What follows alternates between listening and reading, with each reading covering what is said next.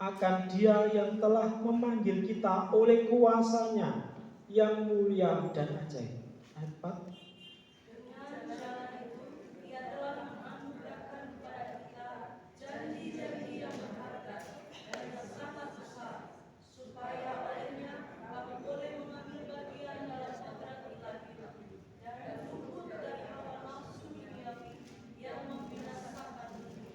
Justru karena itu kamu harus dengan sungguh-sungguh berusaha untuk menambahkan kepada imanmu, kebajikan, dan kepada kebajikan pengetahuan.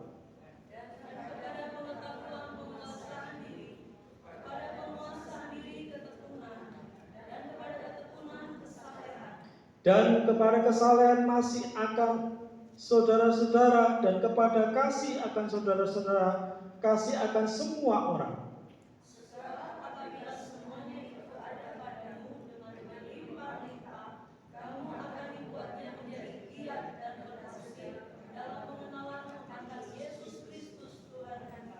Tetapi barang siapa tidak memiliki semuanya itu, ia menjadi buta dan picik, karena ia lupa bahwa dosa-dosanya yang dahulu telah dihapuskan. Karena itu saudara-saudaraku, berusahalah sungguh-sungguh supaya panggilan dan pilihanmu makin teguh, sebab jikalau kamu melakukannya, kamu tidak akan pernah sesat. Dengan demikian, kepada kamu akan dikaruniakan hak penuh untuk memasuki kerajaan kekal, yaitu kerajaan Tuhan dan Juru Selamat kita, Yesus Kristus. Karena itu aku senantiasa bermaksud mengingatkan kamu akan semuanya itu, sekalipun kamu telah mengetahuinya dan telah teguh dalam kebenaran yang telah kamu terima. Aku menganggap sebagai kewajibanku untuk tetap mengingatkan kamu akan semuanya itu selama aku belum menanggalkan kemah tubuhku ini. Sebab aku tahu bahwa aku akan segera menanggalkan kemah tubuhku ini, sebagaimana yang telah diberitakan kepadaku oleh Yesus Kristus Tuhan kita. Tetapi aku akan berusaha supaya juga sesudah kepergian itu kamu selalu mengingat semuanya itu. Saudara kasih dalam Tuhan, ada sebuah ilustrasi yang digambarkan sebagai mimpi seorang pendeta. Dalam mimpinya itu, pendeta itu bermimpi dibawa Tuhan ke surga. Tidak dibawa ke neraka, tapi ke surga. Pada waktu di surga, dia juga mendapati ada orang-orang yang dia kenal begitu saleh dan baik. Dia tahu orang itu, dia sangat senang ketika berjumpa dengan orang yang dia kenal dan masuk surga. Tapi kemudian dia dibawa oleh Tuhan dalam mimpinya itu, dan dia melihat banyak tangan, ada kaki, tapi tidak ada tubuh. Dan dia heran dan kemudian bertanya kepada Tuhan Yesus, Tuhan, siapa mereka? Kenapa kok masuk surga hanya tangan dan kakinya saja? Kemana tubuhnya? Terus Tuhan berkata, oh, mereka itu pemusik-pemusik gereja. Saudara, ada banyak hal yang memprihatinkan, banyak hamba-hamba Tuhan cukup sangat mengkritik dan mengingatkan, hai para pemusik gereja, engkau hanya menggunakan talentamu, tapi pada waktu firman Tuhan disampaikan, kemana engkau? Pergi rehat, minum, dan tidak mendengar firman. Mungkin itu yang menjadi satu bagian keprihatinan beberapa hamba Tuhan besar tentang pemusik-pemusiknya. Mudah-mudahan pemusik-pemusiknya anugerah ini tidak tangan-tangannya yang masuk surga atau kakinya saja, tapi seluruh tubuhnya. Amin, Bapak Ibu. Dan ketika itu dia juga melihat dibawa oleh Tuhan dan dilihatkan banyak mulut-mulut saja yang masuk surga. Malah heran dia, Tuhan, siapa mereka ini? Kok mulut-mulutnya saja yang masuk surga? Pujian terakhir tadi mengatakan apa? Biarlah kita mengatakan Tuhan tidak hanya di mulut kita, tapi di perbuatan kita. Amin. Dan kita membawa diingatkan itu. Dan Tuhan Yesus ngomong, ini loh pendeta-pendeta, ini hamba-hamba Tuhan yang masuk surga, mulutnya saja. Saudara kasih, jalan Tuhan ini menjadi keprihatinan hidup kita. Walaupun itu dalam mimpi, yang pada akhirnya dia terjaga dalam mimpinya. Tuhan, jangan sampai aku seperti mulut-mulutnya hamba Tuhan yang masuk surga, hanya mulutnya saja, tapi seluruh tubuhku masuk surga. Saudara kasih, kita berharap dalam panggilan kita, bagaimana firman Tuhan ini memberitahukan.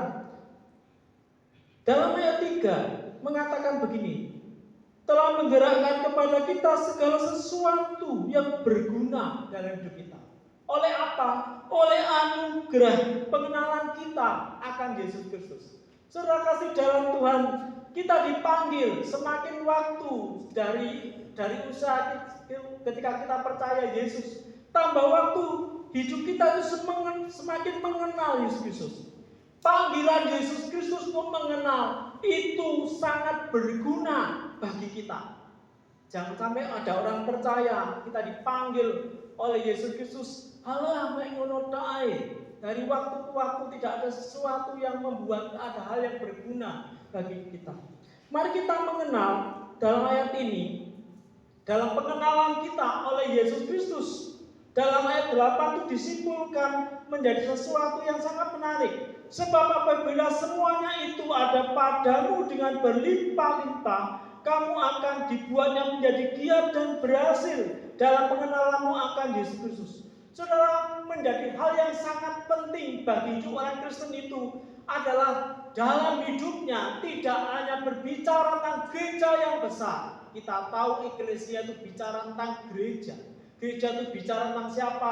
Kumpulan orang-orang berdosa yang tidak diproses dalam pembenaran Tuhan. Tapi kumpulan orang berdosa kadang dalam hidupnya, kalau tidak mengenal Yesus Kristus, maka dia tidak ada hasil apapun dan tidak ada buah apapun.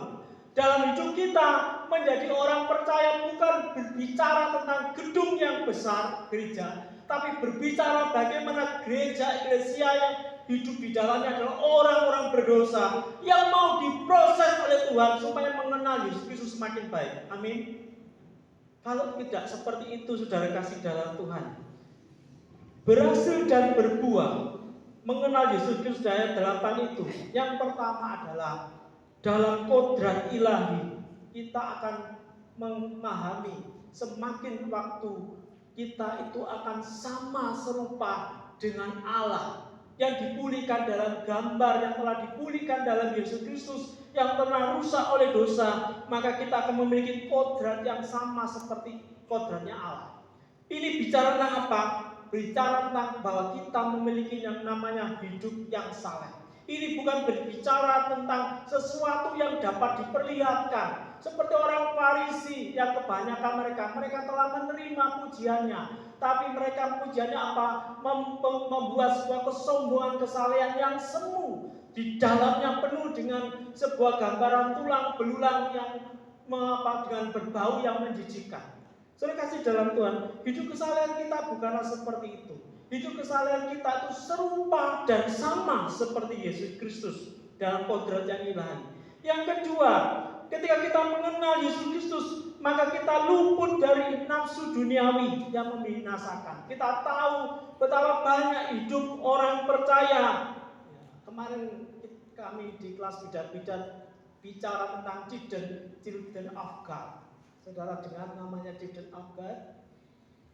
Sebuah gereja yang pada akhirnya memusatkan segala kasihnya itu diterjemahkan hanya masalah hubungan seks saja. Ibadahnya adalah hubungan seks. Pendekatannya, persembahan korbannya adalah korban ketika tubuh diberikan kepada orang lain dalam bentuk seks, maka itu dianggap sebagai pengorbanan yang sama seperti Kristus. Dan salah satu mahasiswa kita itu adalah kekristenan yang menjijikkan. Kalau saya jadi orang Children of God, maka saya sebenarnya orang yang paling tolol, kata mahasiswa saya. Saya ngomong sama dia, saudara, Banyak pendeta-pendeta yang sekarang sedang berseru. Hidup orang Kristen itu sebenarnya walaupun bukan membuat label hidden afghan, tetapi di dalamnya ada juga didapati banyak hidup yang duniawi yang pada akhirnya itu mereka terseret di sana. Kita juga mendengar banyak orang-orang Kristen menghidupi mereka dengan perselingkuhan. Banyak hidup orang Kristen menghidupi mereka dengan berbagai macam kejahatan. Banyak hidup mereka dan para pendeta bilang ada istri jasmani, ada istri rohani. Ini sudah menjadi isu yang sangat begitu banyak didengar oleh beberapa hamba Tuhan. Pak Titus, ada istri jasmani dan istri rohani yang sedang ada di sana. Banyak juga orang hamba Tuhan menyimpan pasangannya yang bukan istrinya dengan alasan berbagai hal. Saudara, ini adalah apa? Kalau kita tidak betul-betul mengenal Yesus Kristus hanya di luarnya saja, bukan mengkodrat ilahi dan kesalehan hidup yang benar, maka kita akan memiliki hawa nafsu duniawi yang akan membawa ke dalam kebinasaan. Yang ketiga, kita mengenal Yesus Kristus, kita akan membuat sebuah keyakinan yang penuh bahwa kita akan pasti masuk kerajaan Tuhan Yesus Kristus. Amin. Siapa yang mau kenal Yesus Kristus dengan sungguh-sungguh, ada kepastian bahwa dia akan memiliki hidup yang kekal. Saudara, jangan lupa bahwa pada waktu kita menghadapi banyak orang dalam pelayanan, bahkan ibu saya yang terakhir pada waktu dilayani terakhir, ibu saya bukan tipe orang yang suam-suam kuku, tapi betul-betul orang yang kami anggap sangat rohani dalam doanya, dalam perhatiannya untuk semuanya didoakan, dalam pelayanan terbeban apa saja dikerjakan, dari mulai dia mengenal Tuhan sampai dipanggil Tuhan pun pada waktu saat-saat kritis dipanggil Tuhan, di mana di situ ada satu bagian yang membuat di dalam dirinya ragu tentang keyakinan percaya Yesus Kristus itu menyelamatkan dunia. Bukan berarti pada waktu dia hidup dia sangat begitu semangat yakin, tapi pada waktu diperhadapkan dalam pintu maut, saudara, kalau tidak diyakinkan dalam iman kepada Yesus Kristus dan pengenalannya dengan baik, dia ragu. Mau pulang ke rumah Bapak, dia merasakan ada satu hal yang menakutkan.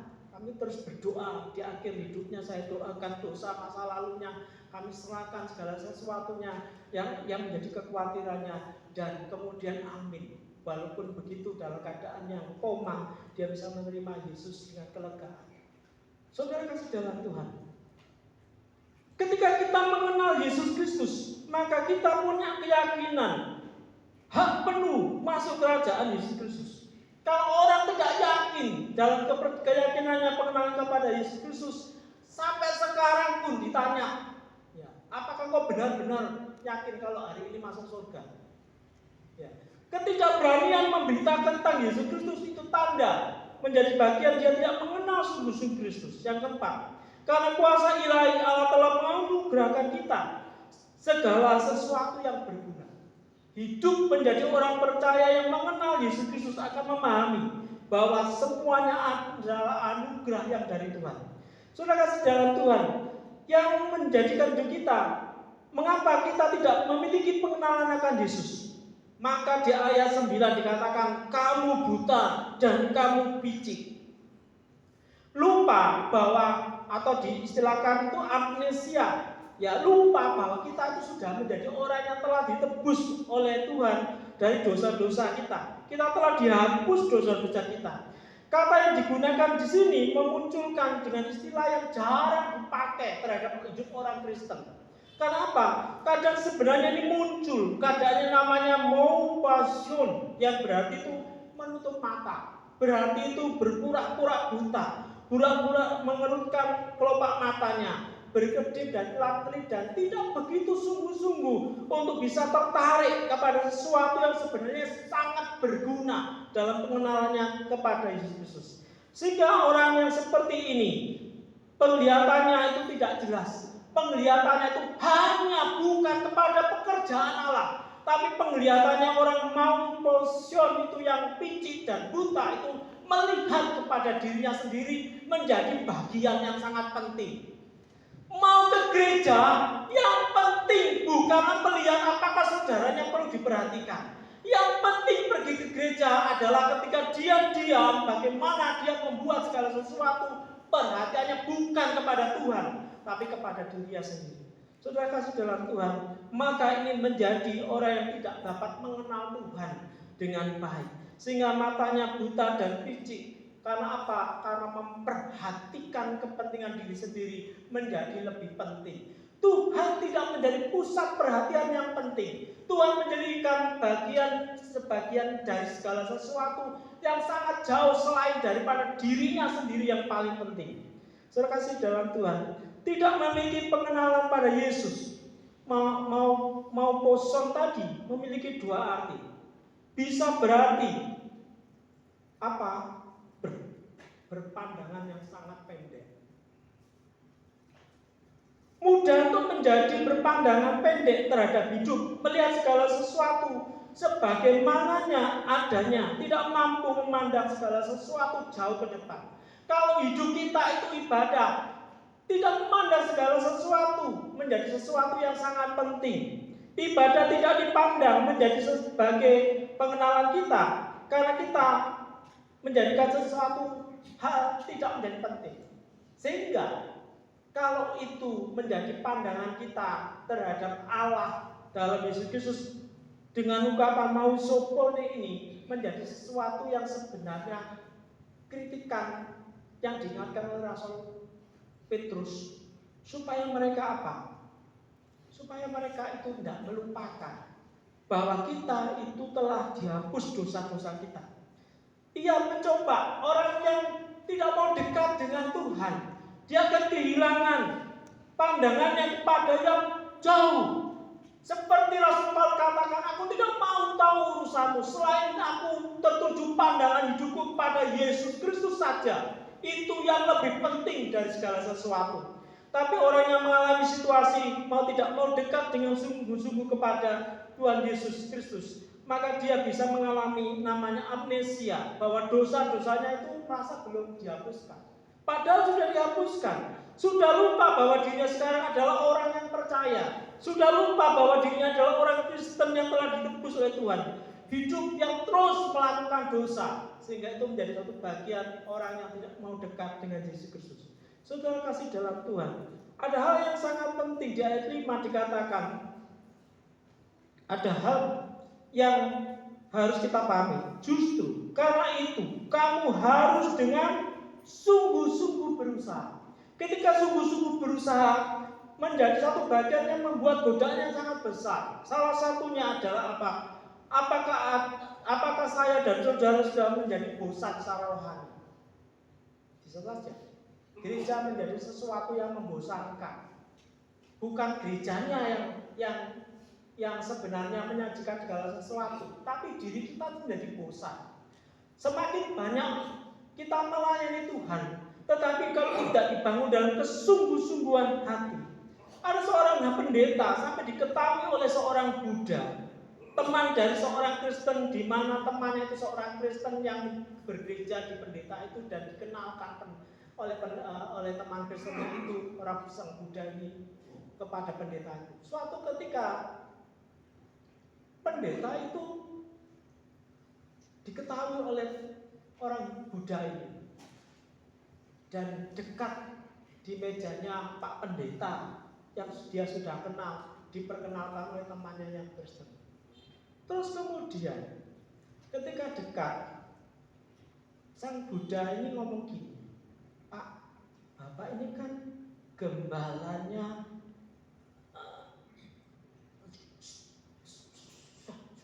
ini tak kasih tip, suruh dia. Padahal Pak Pendeta ini pendeta yang sangat terkenal di Indonesia. Dan duduk di mana? Dia sedang duduk di Neklat, menikmati suguhan Neklat. Dan teman Buddha yang juga bekerja di Neklat itu disuruh diam, tidak ngomong apa-apa. Apakah mungkin seorang hamba Tuhan bisa menjadi bosan secara rohani? Yang kedua, pertanyaan kedua, apakah Yesus cukup bagi kita? Sehingga kita itu tidak akan mengalami kegelisahan. Apakah Yesus tidak menjadi cukup? Sehingga apa? Sehingga kita itu tidak gelisah. Sehingga kita itu merasa bahwa oleh sebab anugerah Tuhan yang sangat besar, aku tidak mengalami kegelisahan dan tidak mengalami kekhawatiran apapun yang terjadi. Tuhan pasti akan mencukupkan. Kadang-kala dalam hidup kita, ketika kita tidak sungguh-sungguh, maka kita ketika ditanya, apakah Yesus menjadi cukup bagimu? Mengapa kamu kalau Yesus menjadi cukup bagimu? Mengapa sekarang ini masih gelisah? Itu menjadi pertanyaan yang kedua. Pertanyaan yang ketiga, apakah janji-janji Tuhan itu sangat berharga? Kita mencari sukacita, identitas, dan hal yang lainnya. Apakah benar janji-janji Tuhan itu menguatkan? Kalau ditanya janji-janji Tuhan itu menguatkan pribadi, saya jawab iya pasti. Karena apa? Janjinya segala sesuatu dalam hidup pengalaman hidup saya secara pribadi itu menjadi janji yang nyata. Tapi kalau ditanyakan kepada saudara, saudara bilang, oh janjinya selalu geser. Saudara tidak mengenal Yesus Kristus dengan sungguh-sungguh. Pertanyaan yang terakhir, apakah gereja Tuhan masih keluarga yang masih menyayangi? Apakah kita mampu melupakan dan mengampuni? Dan bagaimana kita bisa mengampuni orang lain atau saudara yang lain? Banyak orang Kristen menjadi bosan secara rohani. Perlu menyegarkan kembali kekuatan Tuhan untuk memelihara janji Tuhan. Sebab itu Rasul Petrus mengatakan ayat yang kelima dengan penegasan ini, justru karena itu kamu harus dengan sungguh-sungguh berusaha untuk menambahkan kepada imanmu terus-menerus menjadi satu bagian, satu ciri khas hidup seorang Kristen. Sebab itu sekali dalam Tuhan, maka yang perlu kita lakukan, Rasul Petrus tidak menyampaikan kepada orang-orang yang tidak mengenal apa yang dia sedang bicarakan. Kalau kita bicara tentang hal ini, sebenarnya firman ini menjadi sesuatu yang sebenarnya kita sudah kenal. Mengapa kita tidak begitu kenal Yesus dengan sungguh-sungguh dan berimbas kepada berkat-Nya yang membuat hidup kita menjadi sama seperti serupa dengan Allah. Kita memiliki keyakinan kekal dan keselamatan. Kita akan memiliki segala sesuatu yang membuat kita itu dihindarkan dari segala keinginan-keinginan dosa dan segala sesuatunya. Karena persoalannya adalah kita itu tidak benar sungguh-sungguh di dalam segala itu kita kepada Allah. Yang pertama yang harus kita bangun kesungguhan hati kita kepada Tuhan. Yang pertama dikatakan apa? Untuk menambah kepada iman. Sebuah apa? Menambah iman dalam kebajikan. Iman itu berbicara tentang identitas bahwa saya orang Kristen. Siapa yang tidak berani mengatakan saya orang Kristen kepada orang yang di luar orang percaya, atau tidak berkata dalam satu hal yang sederhana ketika mereka mengatakan alhamdulillah, apakah kita mau berkata puji Tuhan, haleluya? Kalau kita bisa mengatakan puji Tuhan, haleluya, kita memberitahukan itulah identitas yang dikenal, amin. Tapi kadangkala kita merasa sungkan di lingkungan yang model gini, rasanya aneh kalau tidak ikut-ikut sama mereka. Saudara kasih dalam Tuhan.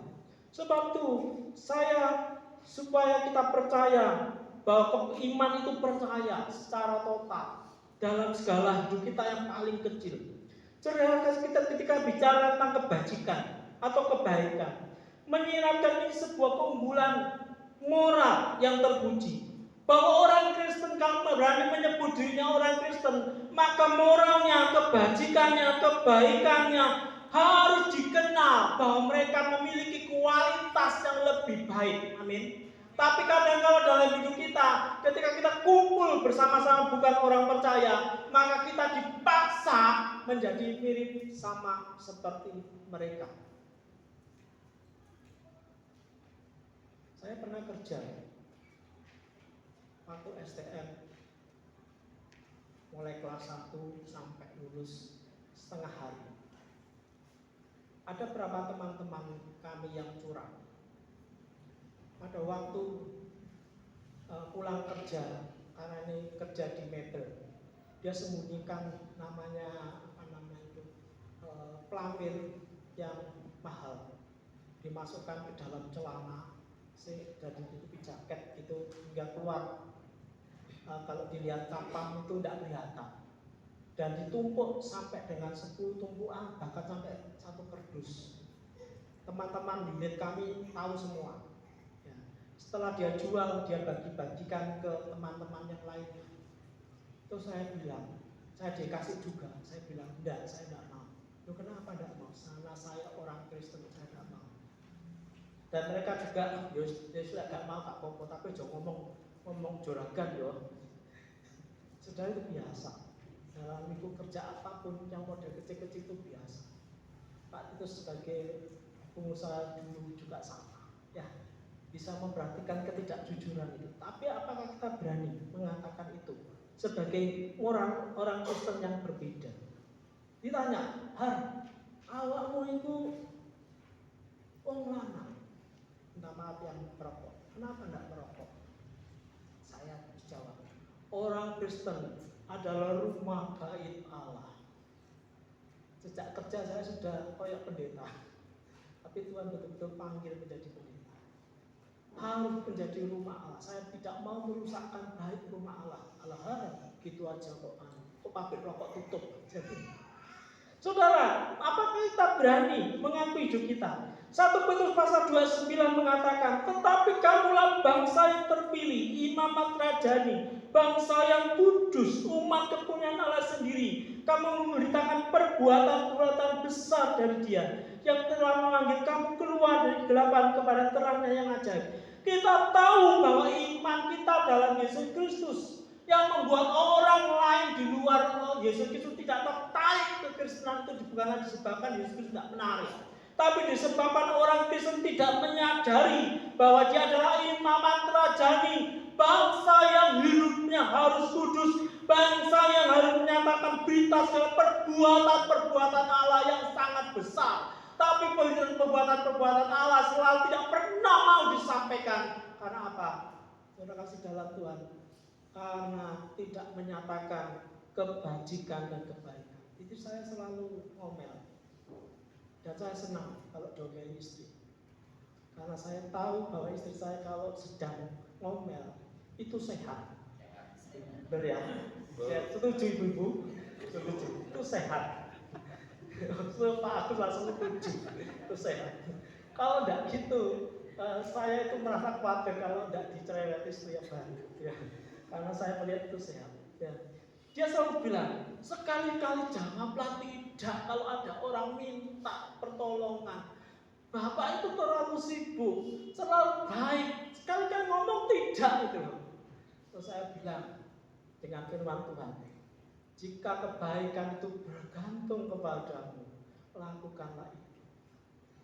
Ini Paulus selalu nasihatkan itu. Ya, jika kebaikan itu bergantung kepadamu, lakukanlah itu. Walaupun saya kadang-kadang juga jengkel, kok selalu dimintai perkara-perkara itu. Itu saya juga tidak suka dengan itu. Karena tahu bahwa kondisi saya bisa saja terlalu capek dengan ngurusi banyak orang dengan segala macam keinginannya. Saudara, kita tahu hidup iman kita itu harus berbeda. Harus punya identitas ketika kita berani menyebut diri kita orang Kristen. Maka kualitas kebajikan dan kebaikan kita itu dapat dinikmati oleh orang lain. Bukan sesuatu yang disembunyikan. Kalau kita kemudian ditekankan dalam kebajikan, iman itu berbicara. Dan ketika imanmu dalam kebajikan, maka kebajikan itu menekankan sebuah kata ayreten, yaitu keberanian atau ketabahan atau keuletan untuk memampukan mengakui iman di hadapan banyak orang. Walaupun ada tekanan, walaupun ada penganiayaan, ketika iman dikatakan dalam sebuah penekanan kebajikan, maka kita itu suruh bertahan walaupun itu penderitaan. Untuk menyatakan apa? Saya orang percaya Yesus Kristus. Yesus Kristus ada dalam hidup saya. Penderitaan apapun yang ada, walaupun itu berkata hal yang benar, berdampak sesuatu yang merugikan kepada saya harus tetap menyatakan itu. Saya pernah menjadi apa? Sesuatu yang nyesel kalau kadang-kadang ngomongin, tapi saya harus melakukan.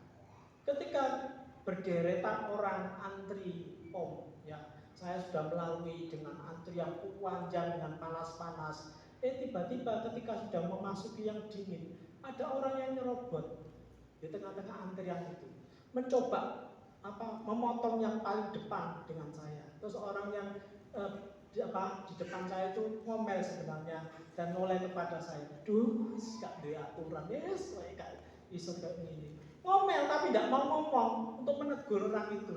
Terus deretan yang kedua yang nyerobot, saya bilang, Pak, mohon antri, ini kan ada aturannya.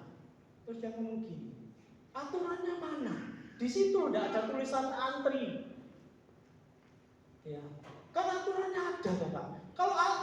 Kalau aturannya ada, terus bilang gini, kalau aturannya ada, ayo ke pengadilan saja. Saudara, kita kadang-kadang menghadapi orang yang macam begini ya, ngomong tentang suruh antri menjadi satu budaya yang tertib, tidak mau. Bila perlu, ayo maju ke pengadilan. Kita akan bicarakan ini bahwa ini yang benar atau salah. Ya. Saya menghadapi orang yang bebal macam begini, akhirnya saya diam. Tapi, monggo, kalau mau di depan. Tetapi ketika saya katakan silakan Kak Bapak maju ke depan, dia juga tidak berani. Karena apa? Saya negur dia, harus antri. Ketika saya sudah tegur dia, saya persilakan, dia juga menjadi sungkan dalam itu. Walaupun saya menagih, dia ngomong gini, ayo kalau mau urusan masalah antri, hukumnya ayo di pengadilan. Masalah antri saja sampai di pengadilan itu menjadi sesuatu yang aneh. Monggo saya ngalah, silakan kalau Bapak mau maju. Tapi juga dia tidak mau maju. Saudara kasih dalam Tuhan, saya tahu akan didampak dengan masalah itu. Tapi beranikah orang percaya melihat segala dosa, melihat segala kejahatan, berani negur atau berani ingatkan? Tidak. Itu kebajikan dalam hidup kita. Walaupun kita tahu ada dampaknya dalam iman kita. Kamu siapa? Misalnya itu. Dasar orang Kristen gini-gini dan macam hal yang membuat kita bisa saja disepelekan dengan berbahan. Tapi ketika iman dibangun dalam kebajikan, maka kita punya keberanian bertahan walaupun itu menjadi sesuatu yang menyulitkan bagi hidup kita sampai dengan penganiayaan dan penderitaan. Berani tidak kita menyatakan itu? Amin, Bapak Ibu. Atau kita pikir-pikir, kadang kita tidak menjadi sungguh-sungguh dalam persoalan iman kita karena kita itu dibalik dengan perasaan sungkan walaupun dosa di depan mata kita. Sungguh-sungguh untuk menambahkan imanmu dalam kebajikan sangat sering terjadi bahwa untuk bisa menjadi baik kita harus mempunyai keberanian. Mengapa? Karena dunia yang tidak menyenangi kebaikan dan pasti menentang kebaikan. Dan seringkali kita tidak berani menghadapi serangan ini. Disebabkan dunia seringkali menghimpit kita dengan perlakuan-perlakuan yang jahat. Maka kita selalu berhenti tidak melakukan itu sebagai keberanian, yaitu kebajikan. Saudara kasih dalam Tuhan, mari kita sungguh-sungguh dalam iman kita. Saya bilang sama Pak Titus tak tunggu lama loh. Temanya kok tidak dikasih, ya wis, dalam nama itu saya berdoa. Ternyata sama, hidup yang berdampak. Mari kita mau hidup berdampak itu kayak apa? Menyatakan iman, saya orang Kristen. Kalau sudah bicara orang Kristen, maka segala kebajikannya adalah kebenaran. Walaupun kebenarannya itu adalah ditekan, walaupun kebenarannya dilakukan dengan satu penyerangan, tidak berubah sedikit pun.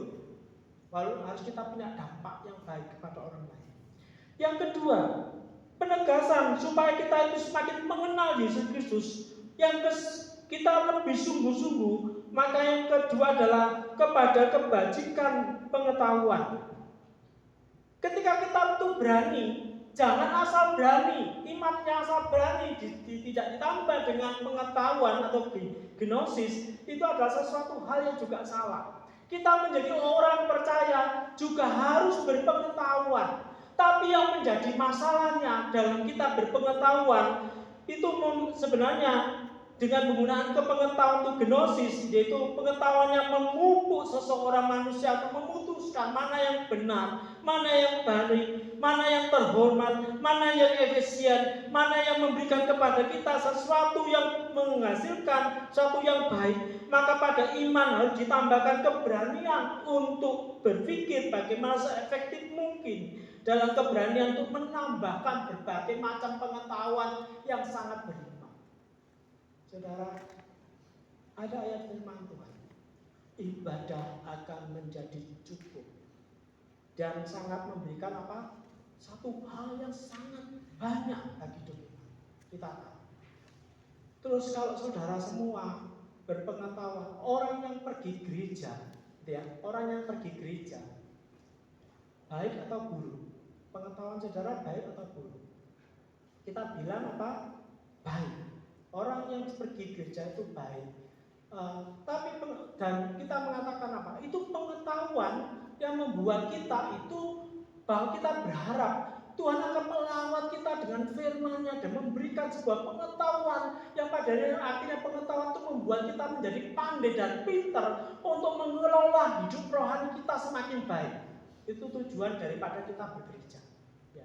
Tapi kadang-kadang kita menemukan orang yang ada masuk pergi gereja, ada berjumpa dengan Tuhan dalam sebuah kesadaran. Ketika kita pergi ke gereja, kita sudah punya pengetahuan. Ayo semua saudara berpikir enggak? Bahwa kita punya pengetahuan dalam karakter dan sifat Allah. Allah itu maha tahu atau tidak? Kita setuju dalam pengetahuan kita, Allah itu maha tahu. Orang Jawa ngomong Allah itu mboten sare. Segala sesuatu pemahaman kita tentang Allah yang lebih dalam kuasanya, kita menyadari pengetahuan pikiran kita sudah tahu. Saudara, nuwun sewu. Ini cerita saya. 2 minggu yang lalu, ada anak remaja yang saya sangat kenal. Saya duduk bersama dengan keluarga, istri dan anak saya, Desa maupun juga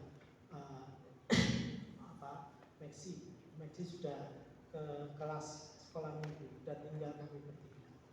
Ya, dia sudah terlambat 10 menit. Duduklah di sebelah saya anak remaja, pemudi, dan dia keluarkan HP-nya.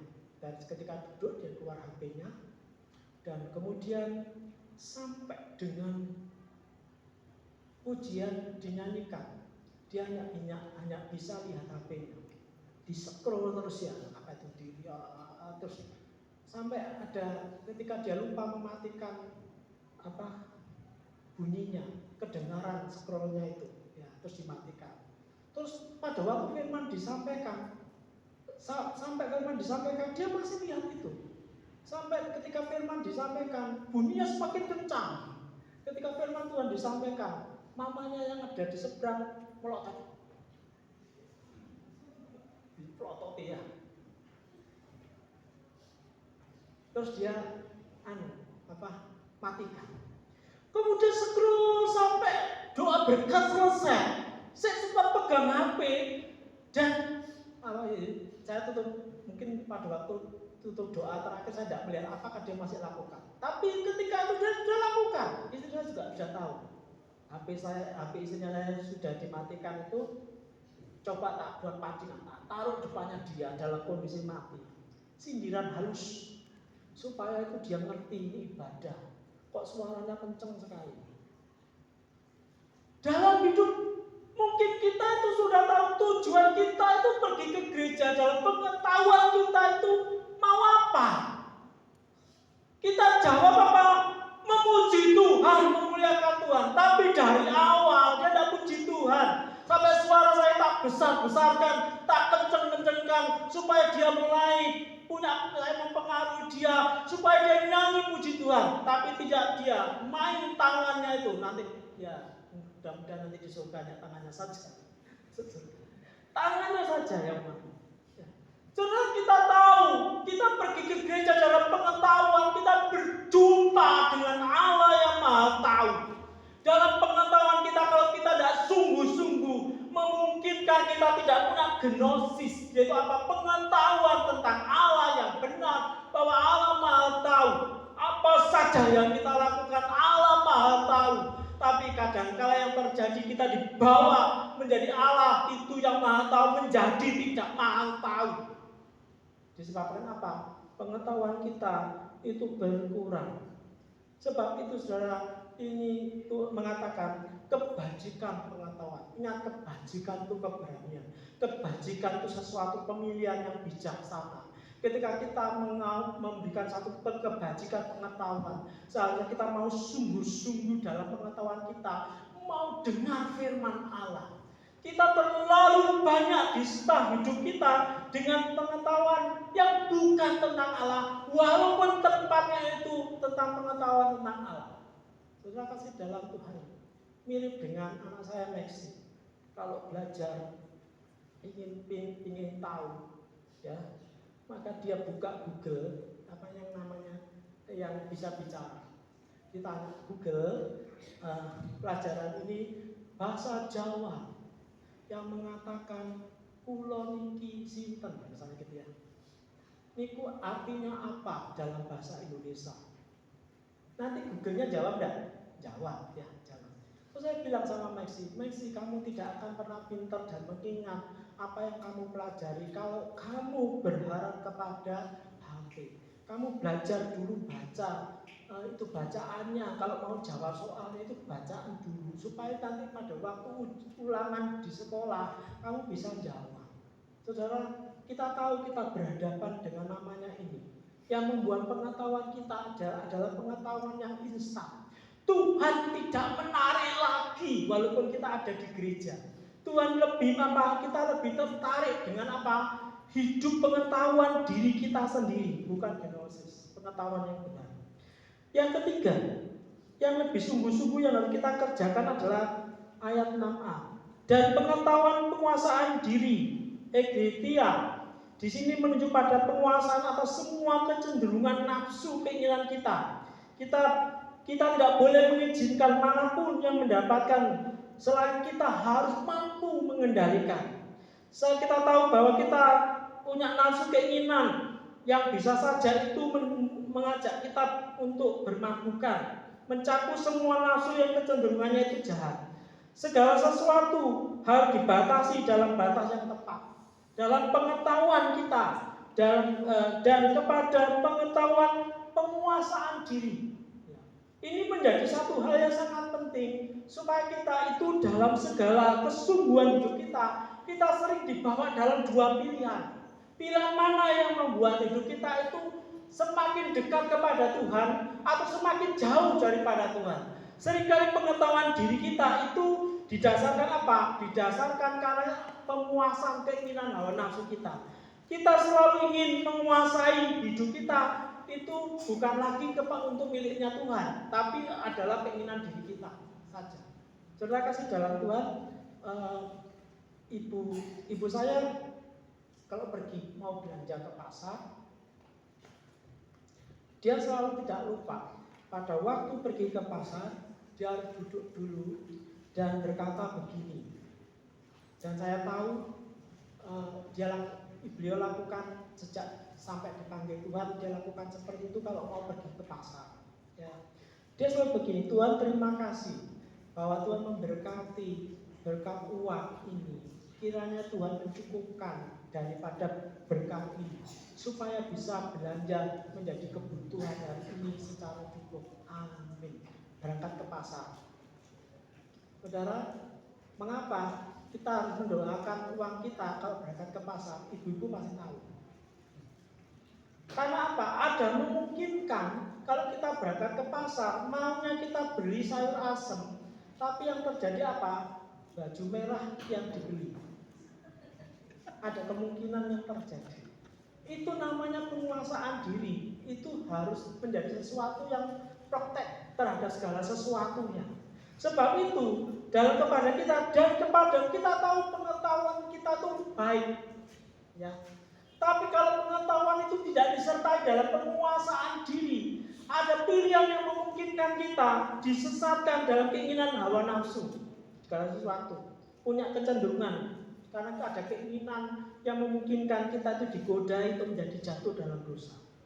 Saudara itu saya kasih dalam Tuhan, kita harus melatih badan ini terbatas gunanya. Ya. Tetapi ibadah, kesalehan itu berguna dalam segala karena mengandung janji Allah. Dibutuhkan hidup yang akan datang, maka kita membutuhkan namanya penguasaan diri dalam segala hal. Yang keempat, ya, pergumulan yang keempat, supaya kita lebih sungguh-sungguh sehingga kita itu semakin dekat dengan Allah, maka yang keempat adalah kepada penguasaan diri kepada ketekunan. Saudara kasih dalam Tuhan, kesabaran adalah kemampuan untuk bertahan. Itu bicara tentang apa? Penguasaan diri, itu namanya kesabaran.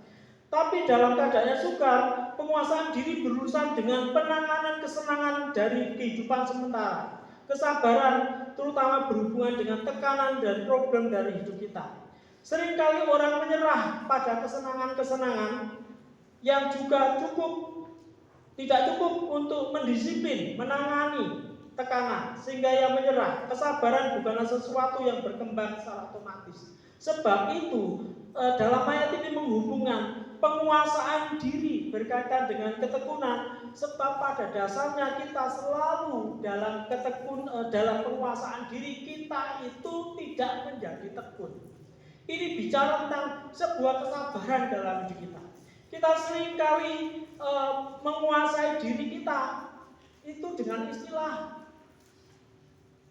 saiki jelek sesuk tempe. Sesuk tempe dadi tempe busuk. Seringkali terjadi dalam kondisi ungkapan seperti itu. Sebab itu, penegasannya kepada penguasaan diri menjadi tekun. Apa yang baik dalam penguasaan hidup kita, kita tidak boleh mengerjakan ala kadarnya. Saat ini berubah, besok baik. Saat ini baik, besok jadi jahat. Tidak seperti itu. Ini bicara tentang sebuah ketulusan, kesetiaan yang tanpa batas, di mana kondisi apapun, tekanan, sesuatu yang menyulitkan bagi kita tetap tekun. Ketika kita bicara ketekunan itu sebuah keurutan yang tidak pernah berubah dalam pengaruh apapun dalam hidup kita. Sekarang itu banyak jemaat-jemaat itu sudah banyak digodai dengan satu hal yang namanya pindah gereja. Orang yang pindah gereja sebenarnya tidak mengajarkan kepada dirinya penguasaan diri dan tidak tekun. Kita tahu dalam bagian tentang eklesia gereja, itu gereja memang kumpulan orang-orang yang berdosa yang tidak diproses oleh Tuhan. Dalam kumpulan itu selain dipandang sebagai organisme tubuhnya Kristus, tapi juga dipandang menjadi organisasi. Dan organisasi itu menjadi satu bagian, dibutuhkan kesetiaan dan dibutuhkan ketaatan, dibutuhkan untuk rendah hati. Pada dasarnya banyak jemaat kadangkala kalau sudah menjadi kecewa, sebenarnya dia tidak bisa membuktikan menjadi orang yang punya penguasaan diri. Problem dengan salah satu kecewa dengan masalah lemper ketika urusan pada waktu Natal, wes aku gak mau, aku gak belum mana ditunjuk sistem seksi konsumsi, gaya murah-murah aja, aku tak pindah gereja gara-gara masalah lemper, ya. Gara-gara ini, gara-gara pemain musiknya, aduh kamu itu pemain musik tidak sehati dengan aku pemimpin pujian, ya aku nanti pindah gereja, cari gereja yang bisa main musik dengan baik. Masih begitu banyak. Tapi lihatlah, hidup orang percaya harus membuktikan tidak hanya sisi organisme tubuh Kristus, tapi harus sisi apa? Organisasi. Yang dibuktikan dengan apa? Kesetiaan. Dalam pembuktian kesetiaan itu ada banyak dibutuhkan penguasaan diri. Problem dan yang menjadi masalah dengan orang lain, ketidaksehatian, kecewa, tersinggung, itu memungkinkan dalam hidup kita. Betul? Tapi dalam hidup kita sebagai orang percaya, kita butuh membuktikan ketekunan. Saya ceprot lahir di gereja ini, mati pun nanti gereja ini yang melayani. Amin. Harusnya itu menjadi satu bagian pilihan hidup kita, karena kita mampu banyak menguasai diri. Orang yang mampu banyak menguasai diri bukan orang yang kalah, tapi orang yang menunjukkan ketekunan dalam tantangan yang baik, tantangan yang tetap setia. Amin Bapak Ibu. Ini yang harus diuji dalam kesungguhan kita supaya kita itu semakin mengenal Tuhan. Kalau nanti kecewa, kemudian tersinggung, lari pergi ke gereja yang lain, saudara sebenarnya itu bukan orang yang sungguh-sungguh. Cari amannya diri, cari senengnya diri. Ingat, kesukaan pada diri sendiri, mementingkan diri sendiri. Tuhan selalu tegur, Rasul Paulus ingatkan, jangan mementingkan dirimu sendiri. Mari kita hidup sebagai orang percaya yang menyatakan perubahan yang sungguh-sungguh. Tidak hanya dibangun dalam bagian penguasaan diri kita menjadi tekun dalam kesalahan itu. Dan yang kelima, ketekunan dalam kesalehan. Kesalehan itu berarti kemiripan hidup kita itu seperti Allah. Dalam ayat 6a itu dikatakan dari kepada ketekunan kepada kesalehan. Itu menggambarkan manusia yang benar dalam hubungannya dengan Allah. Dalam segala sesuatu sesama manusia, ia berusaha melakukan kehendak Allah yang tidak nampak menjadi nampak dalam penyajian dirinya kepada orang lain, sehingga dia dikatakan sama seperti Ayub ketika ditanya oleh Tuhan, ketika Tuhan tanya kepada iblis, apakah kamu tidak melihat hamba-Ku yang saleh seperti Ayub? Sebelum dia dan sesudah dia tidak ada orang yang sesaleh dia. Itu pengakuan Allah. Tapi pengakuan kesalahannya Ayub itu diakui bukan hanya kepada Allah, bukan juga kepada iblis, tetapi diakui oleh semua orang bahwa Ayub benar-benar dalam hidup kesalehan yang luar biasa. Saudara kasih dalam Tuhan, sebab itu orang yang punya dalam kesalehan ini berbicara mendapat pengertian bahwa kesalehannya adalah sesuatu hal yang dinyatakan dengan hal yang praktis, yang jenis keputusannya itu selalu benar, yang memuliakan Tuhan, selalu di dalam dirinya tidak ada menjadi sesuatu istilahnya itu munafik, ya, tapi kesungguhan, ya, secara jelas itu nyata seperti itu. Sebab itu saudara kasih dalam Tuhan, kita membutuhkan kesungguhan kita dalam kesalehan. Yang ditunjukkan kesalehan hidup kita itu adalah akan saudara-saudara. Itu yang keenam. Dalam kesalehan itu dinikmati bukan oleh diri kita. Karena kesalehan itu tidak hanya ditunjukkan kepada Tuhan, tapi kesalehan itu terlihat jelas terhadap saudara-saudara. Kebaikan yang mengatakan adalah Philadelphia dalam bahasa Yunani adalah suatu kebaikan sifat yang baik yang harus dapat didapatkan secara keras. Seperti Petrus, walaupun dia ngomong ketika Tuhan ditanya, apakah engkau mengasihi aku Petrus? Ya, Tuhan menjawab, apakah engkau agape, punya kasih yang sama seperti kasih Allah? Tapi Petrus menjawab apa? Tuhan, engkau tahu bahwa aku tidak memiliki kasih agape. Yang aku punya apa? Kasih filio, kasih persaudaraan. Dalam hidup kita, saudara kasih dalam Tuhan, kita tahu bahwa dalam segala hal mengasihi yang terutama adalah kasihlah saudara-saudaramu seiman. Ini adalah praktek yang bisa dilihat, ya, oleh orang lain, sungguh-sungguh, dan tidak boleh berpura-pura. Suatu kali ada sopir jemaat majelis dari gereja kami, gereja GSPI, itu ketemu dengan seorang pembantu dari salah satu pendeta besar di Surabaya. Majelis supir ini tanya ke pembantu Pak Pendeta itu, wah, Pak Pendeta itu hebat ya, wah luar biasa kasihnya, wah nampak betul ya, wah baik, akrab itu, sampai tukang becak itu lo kenal sama Pak Pendeta. Oh iya. Terus pembantunya ngomong, oh iya memang, tapi coba nanti kalau Bapak tinggal sama-sama saya seperti saya dengan Pak Pendeta, Bapak baru tahu aslinya seperti apa. Terus, loh kok gitu ngomong? Iya, itu ngomongnya itu baik ya, kalau di luar, tapi kalau di dalam kadang-kadang kebun binatang itu muncul juga dari mulutnya. Ya, kalau kami sedang kerja tidak baik-baik saja. Ya. Tahu maksudnya? Caci maki bisa muncul dari omongannya Pak Pendeta yang dikenal baik oleh orang lain di luar.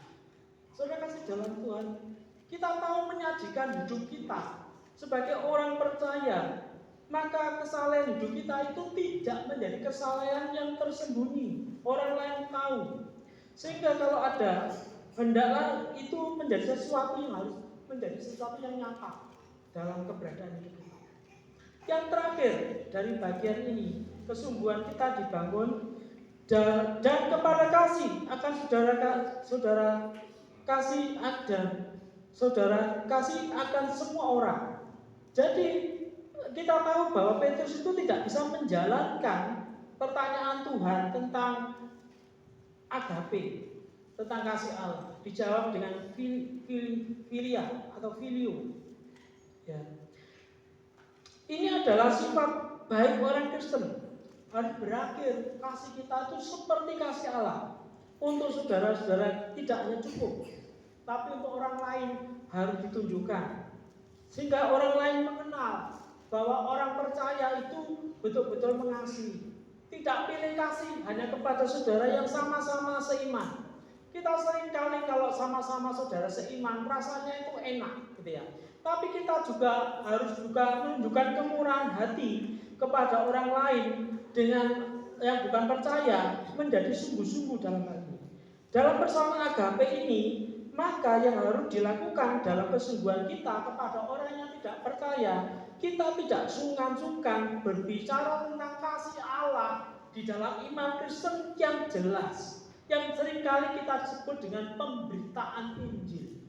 Pada waktu kita menyatakan kasih kepada orang lain dalam pemberitaan Injil, yang pertama kita sudah selesai dalam kesungguhan hati kita dalam kebaikan sampai dengan kesalehan, sampai dengan kasih persaudaraan. Kita sudah selesai. Sehingga orang percaya dalam persoalan pemberitaan Injil, dalam mengasihi orang lain, dia tidak tersandung dengan persoalan-persoalan yang kebaikan sampai dengan kasih persaudaraan. Sudah selesai. Pada waktu kita sudah selesai melakukan itu, kita tidak ngomong tentang Injil dalam perkataan percayalah kepada Yesus Kristus. Kita sudah punya kekuatan untuk bercerita kepada orang lain. Ya. Sebab itu dalam isi pemberitaan Injil yang menjadi bagian dalam hidup kita yang pertama adalah finalitas keselamatan hanya kepada Yesus Kristus. Artinya kita bicara tentang apa? Keinginan bahwa kita itu menceritakan keselamatan kepada orang lain. Kita itu sudah tidak ragu-ragu bahwa kita itu tidak yakin tentang keselamatannya di dalam Yesus Kristus. Artinya dalam hidup kita semuanya sudah selesai, bahwa kita itu sungguh-sungguh percaya bahwa keselamatan kita itu hanya ada dalam Tuhan Yesus Kristus. Amin. Ini adalah berita tentang bagaimana kita mengasihi orang lain. Yang kedua adalah kita bicara tentang apa? Ini adalah beban tanggung jawab kita untuk membagikan kasih anugerah Tuhan dalam keselamatan, untuk bercerita kepada mereka dalam kesederhanaan apa? Hidup kita. Kalau kita berbuat baik, sebenarnya kita itu menjadi satu hal, tidak perlu proklamasi tentang Injil, kita sebenarnya memenangkan orang. Yang ketiga, ini adalah kebutuhan yang mendasar. Manusia akan keselamatan kekal dan harapan untuk hidup tanpa dosa hanya melalui Yesus Kristus. Sebab itu berita Injil adalah itu kebutuhan orang yang tidak percaya. Jangan lupa, dengan banyak hal kadang-kadang mereka sudah merasa nyaman dengan itu.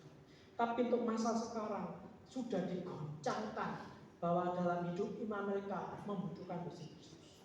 Sebab itu sudah kasih dalam Tuhan, mari dalam bagian hidup kita yang dibutuhkan untuk mengenal Yesus Kristus, yang dibutuhkan adalah apa? Mari kita akan baca ayat 5 secara bersama-sama.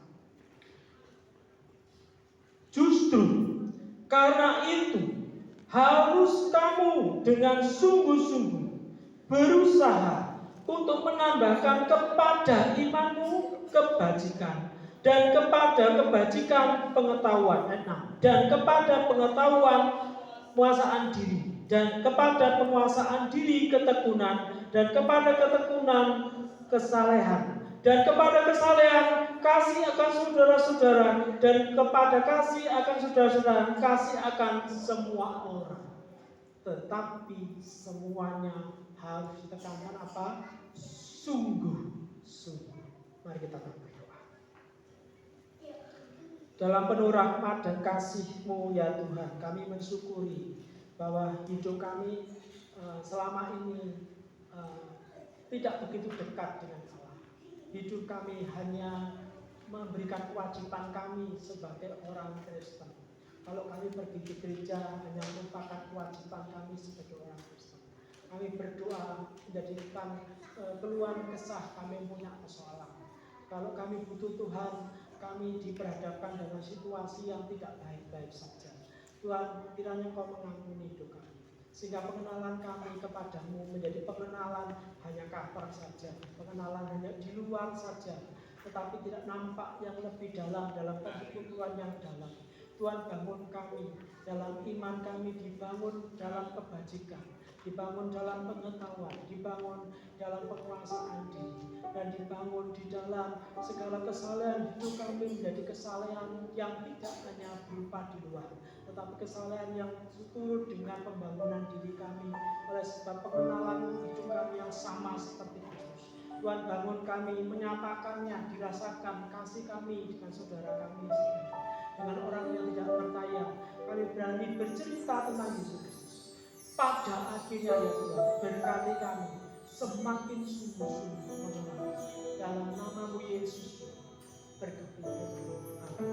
Terima kasih. Saya serahkan kepada.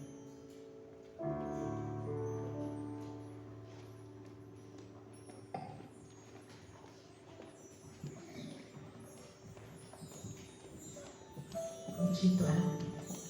Kita sungguh diberkati oleh pemberitaan firman Tuhan pada pagi hari ini. Yang diberkati oleh Tuhan, angkat tangan Bapak Ibu. Beri sorak-sorai bagi Tuhan kita, haleluya. Terima kasih untuk firman Tuhan yang telah disampaikan. Kita akan siapkan persembahan kita Bapak Ibu. Kita akan bawa dalam doa persembahan kita. Terima kasih Tuhan Yesus untuk segala berkat yang sudah kami terima Bapak. Lewat firman-Mu yang ajaib Tuhan, mengingatkan kami kembali ya Bapa, bahwa hidup kami ini Tuhan Yesus seturut dengan firman-Mu. Hidup kami ini Tuhan Yesus dibentuk oleh firman-Mu, agar kami lebih lagi Tuhan Yesus memahami apa yang Engkau berkenan dalam hidup kami, apa yang Engkau inginkan dalam hidup kami. Kau semakin tambah-tambahkan hikmat-Mu Bapa bagi kami. Dan pada pagi hari ini Tuhan Yesus, kami akan mempersembahkan persembahan kami Tuhan. Kau sucikan dan kuduskan persembahan kami Bapa. Memberkati tangan-tangan yang memberi Bapa, baik dalam pergumulan, pekerjaan, kehidupan Tuhan Yesus, kami semua ada di dalam tangan-Mu. Kau yang membentuk kami, Kau yang memberkati kami. Damai sejahtera sukacita-Mu Tuhan melimpah dalam hidup kami Bapa. Dan kami siap Tuhan memberikan persembahan ini Tuhan. Ini tidak sebanding Tuhan dengan kasih-Mu, tetapi biarlah kami memberi dengan ucapan syukur. Kami memberi dengan sukacita dan tulus hati. Terima kasih Tuhan. Segala kemuliaan hanya bagi-Mu Bapa. Kami siap memberikan, yang siap memberikan persembahan, sama-sama kita katakan amin. Persembahan dijalankan, kita akan pujikan pujian. Aku diberkati, aku diberkati, sepanjang hidupku diberkati. Amin. Mendapat pagi hari yang berganti malam, aku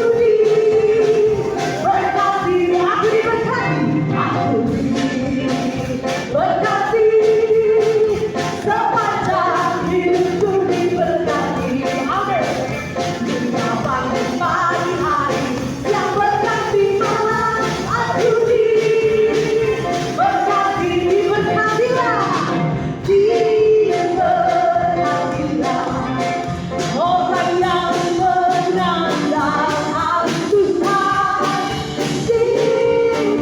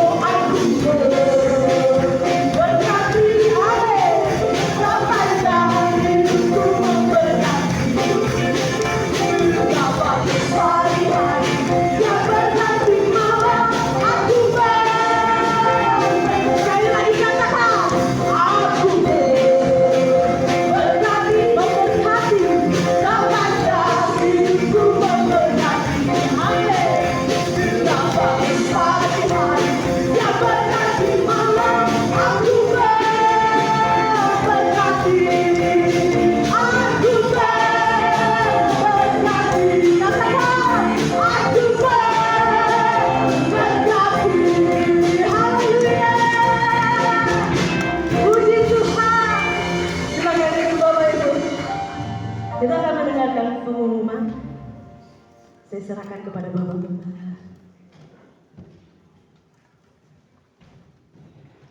Haleluya, saudara diberkati Tuhan hari ini. Saudara diberkati Tuhan. Amin, puji nama Tuhan. Luar biasa firman Tuhan hari ini ya. Kita perlu berbuat baik ya, supaya hidup kita berdampak. Oh, pergi gereja ini loh, orang-orang Kristen itu kayak begini. Ayo kita tunjukkan saudara ya, lewat perbuatan baik, dengan belajar firman Tuhan ya. Kita boleh melakukan kehendak-kehendak Tuhan. Puji nama Tuhan, saudara yang kasih di dalam Tuhan. Mari bisa ditampilkan pengumuman-pengumuman gereja untuk minggu ke depan. Ya, saudaraku yang kasih, untuk spesial pengumuman buat kita sebentar lagi kita akan merayakan hari ulang tahun gereja dan Natal. Ya, saudaraku yang kasih. Memang di dalam Natal dan HUT dan Natal butuh dana, saudara ya. Kami membentuk tim yang dipimpin oleh saudara Rizky ya. Yang tim untuk perayaan HUT dan perayaan Natal ini bersama anak-anak youth ya, saudaraku yang kasih. Mungkin saya dengar ibu-ibu mau berjualan supaya bisa mendukung dalam pendanaan HUT dan Natal. Silakan nanti bicara sama Mas Rizky ya, supaya ditata dengan baik ya. Saya nanti akan memberikan amplop benih iman bagi saudara ya. Saudara bisa menabur, silakan untuk pekerjaan Tuhan. Karena kita tahu bahwa benih iman ini saudara memberi, kami memberi dengan tulus untuk Tuhan ya. Supaya apa? Kita juga akan menerima berkat dari Tuhan sendiri buat saudara semua. Ya, amin saudara. Haleluya, siap menabur untuk Tuhan. Amin, puji Tuhan. Nanti bisa diatur oleh panitia ya. Puji nama Tuhan. Saudara yang kasih, biarlah sudah ditampilkan ya pengumuman-pengumuman gereja bahwa FA nanti ada di tempat di sini hari Rabunya ya, pukul 7 malam di gereja. Ini yang FA kan kadang-kadang bergantian. Bukan ke Pak Stefanus ya? Oh belum? Oh ya, ada rencana ke rumahnya.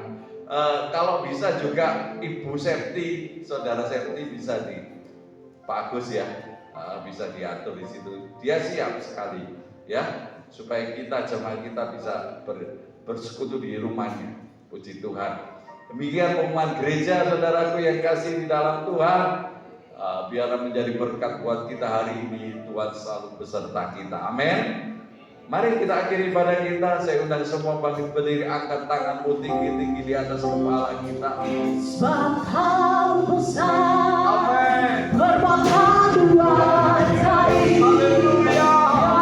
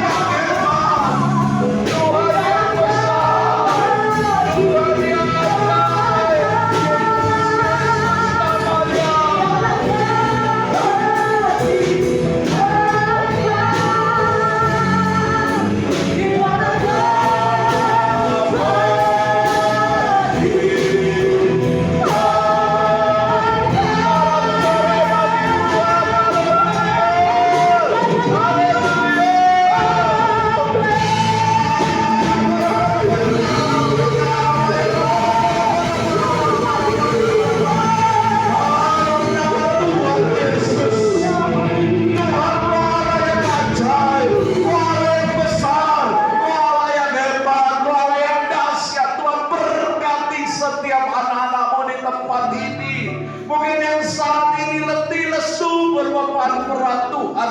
Dalam nama Yesus kami berdoa, Tuhan beri kelegaan buat anak-anak-Mu Tuhan yang saat ini hadir di tempat ini.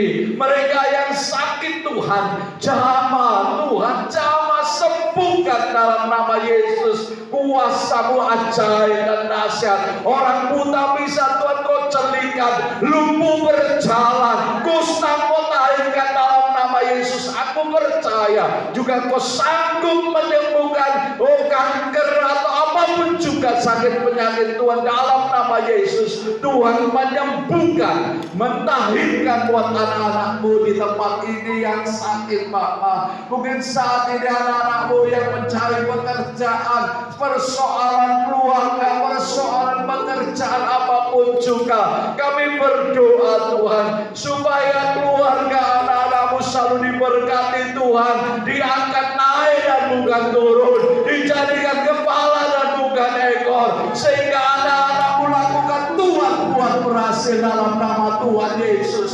Terimalah berkat Tuhan. Angkat tanganmu tinggi dengan iman percaya Tuhan ada di tengah-tengah kita. Tuhan menjawab segala doa-doamu pada pagi hari ini.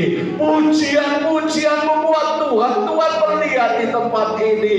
Oh, dan firman Tuhan, Kau meteraikan firman-Mu buat anak-anak-Mu Tuhan, supaya kami bisa berbuat baik, melakukan kehendak firman-Mu Tuhan, dan hidup kami berdampak untuk kemuliaan nama Tuhan.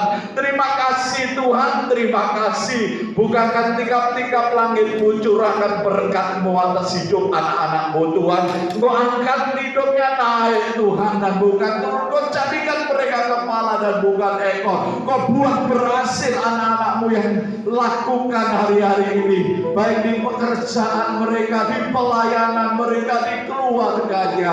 Tuhan memberkati dimanapun mereka berada. Immanuel, Allah yang selalu beserta kami. Terpujilah nama Tuhan. Kami terima berkat berkat-Mu hari ini di dalam nama Bapa, Putra dan Roh Kudus yang memimpin, menyertai, melindungi kami. Saudaraku yang percaya diberkati Tuhan, sama-sama katakan amin. Haleluya. Sorak-sorai bagi Tuhan yang dahsyat dan ajaib. Haleluya. Puji nama Tuhan.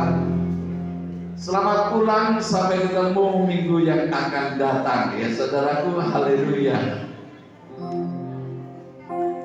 Tuhan Yesus memberkati kita semua. Immanuel, Tuhan beserta kita.